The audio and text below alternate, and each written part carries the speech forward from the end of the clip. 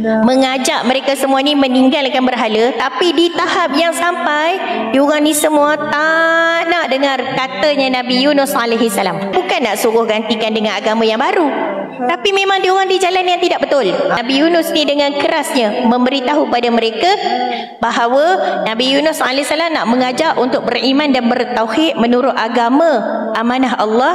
Akhirnya mereka menolak Nabi Yunus alaihi salam, tetap menolak ajakanmu dan tidak akan tunduk pada perintahmu atau mengikut kemahuanmu, dan sesekali kami tidak akan takut akan segala ancamanmu. Cubalah datangkan apa yang engkau ancamkan itu kepada kami jika engkau memang benar dalam kata-katamu dan tidak mendustai kami. Sebab Nabi Yunus alaihi salam bagi amaran jangan sampai datangnya azab Allah ke atas mereka.